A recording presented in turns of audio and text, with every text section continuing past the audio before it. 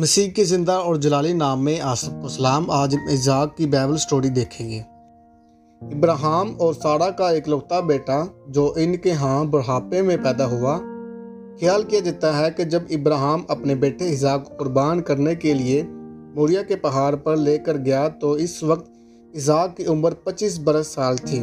راستہ میں جب اس نے باپ سے پوچھا کہ آگ اور لکڑیاں تو ہے لیکن قربانی کے لیے بڑا کہاں ہے، تو اس وقت تک وہ نہیں جانتا تھا کہ وہ خود ہی قربانی کا بڑا ہے۔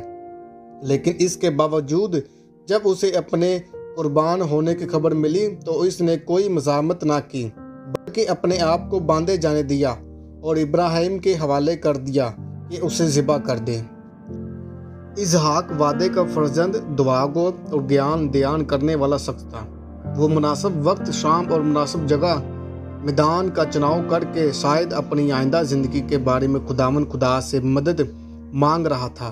بس اسے دعا کے جواب میں ربیکہ جیسی بیوی ملی جس کی محبت بڑی رفاقت میں اس نے اپنی ماں کے مرنے کے بعد تسلی پائی۔ ابراہیم نے اپنے نوکر الیعازر سے قسم کھا لی تھی کہ وہ اس کے آبائی وطن اور خونی رشتہ داروں کے پاس جا کر اسحاق کے لیے بیوی لائے گا۔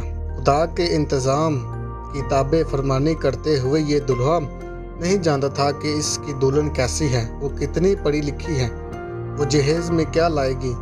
وہ خود ہی آگے بڑھ کر ربیکہ کے استقبال کے لیے میدان میں گیا۔ الیعازر کے انتخاب کو خدا کی مرضی سمجھ کر اس نے ربیکہ سے بیاہ کر لیا، اسے اپنی ماں سارہ کے خیمہ میں لے گیا اور اس سے محبت کی۔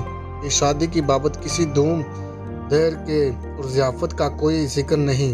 یہ شادی اپنی سادگی کے اعتبار سے ایک انوکھی مثال ہے اور موجودہ دور کے والدین کو نمونہ فراہم کرتی ہے کہ وہ بھی اپنے بچوں کی شادیوں میں غیر ضروری رسومات اور قرضے کے بوجھ تلے آنے سے بچے۔ اسحاق اگرچہ دعا گو، مرد ایمان، صلح جو اور خدا کی ہدایت پر چلنے والا شخص تھا، لیکن تو بھی وہ ہم جیسا فانی انسان تھا۔ وہ گوشت کا شوقین تھا، وہ یسوع سے پیار کرتا تھا اور اسے برکت دینا چاہتا تھا۔